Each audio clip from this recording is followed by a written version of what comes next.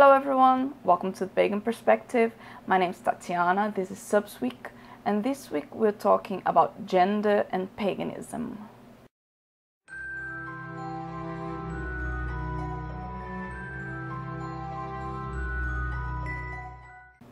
The topic this week was sent in by Katey, and the question is actually a bit long, so I will put it in the description bar and I suggest you read it before you watch this video.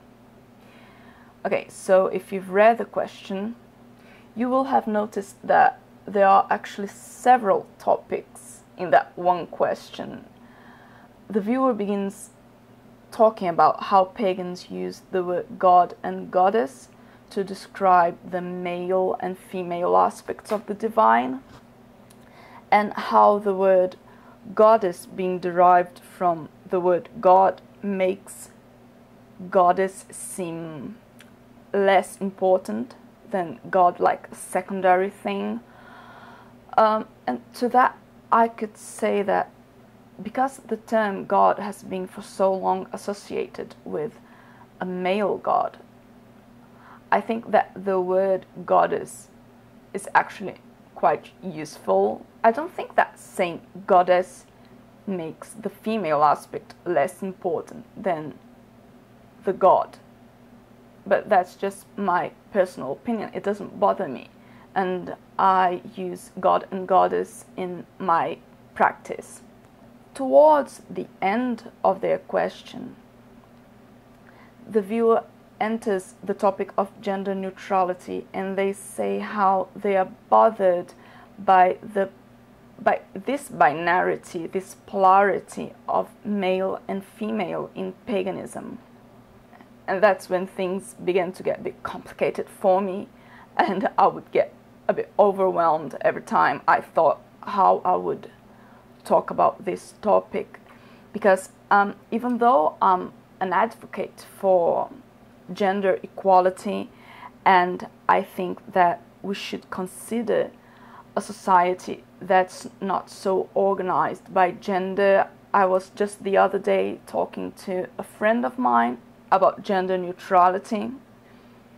In my practice, my faith is pretty much tied to the story around the Wheel of the Year, and it's fundamentally a story about a male and a female, and their biological differences play an important part, because there's the celebration of the female fertility, then there's the celebration of the male sexual maturity, then God and Goddess unite, the Goddess becomes pregnant of the God, and after the death of the God, the Goddess gives birth to the God. So this story, I like to call it a story, of the Wheel of the Year is very much tied to sexuality and heterosexual sexuality. And I understood what was happening to me. It suddenly dawned upon me how a male god and a female goddess, a faith that's organized around this binarity, around this polarity, how it might be a problem for some people. It simply had never occurred to me. I was pretty mad at myself. But I took this as an opportunity to educate myself, and I found a very interesting academic paper online, which is Gender and Sexuality in Contemporary Paganism by Christine Hoff-Kramer. I may have just butchered her name, but this is the article. I'll put a link in the description bar so you can download it, because it's good reading. Many interesting passages, and my favorite one is on page 392. The author begins talking about how Wicca began in Britain with Gerald Gardner, and how it was very much organized around heterosexuality. and heterosexual practices. And when Wicca came to the United States, it absorbed influences from the counterculture and from the feminist movement. Women, as well as gays and lesbians, were drawn to the religion's affirmation of the body and gave birth to covens that discarded Britain's Wicca's heteronormativity. Influenced by the writings of Jung, many pagans of the 70s and 80s came to understand the goddess and god as energies that exist within each individual.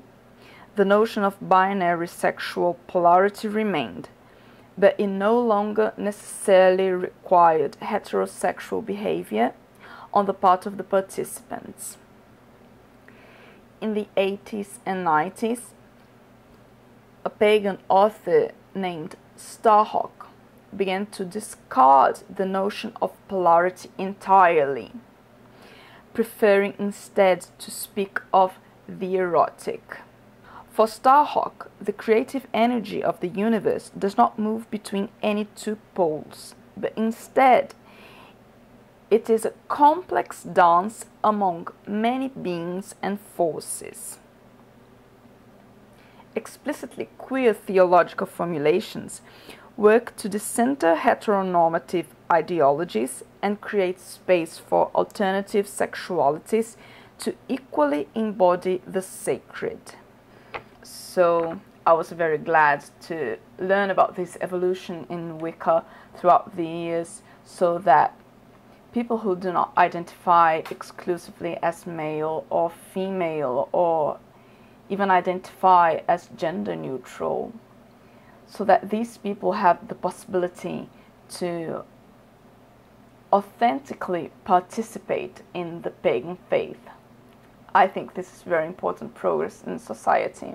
I'm sorry I do not have more to add today, because I myself need to study and educate myself on this subject, but I hope this video was helpful in some way. Thank you for watching. Bye-bye.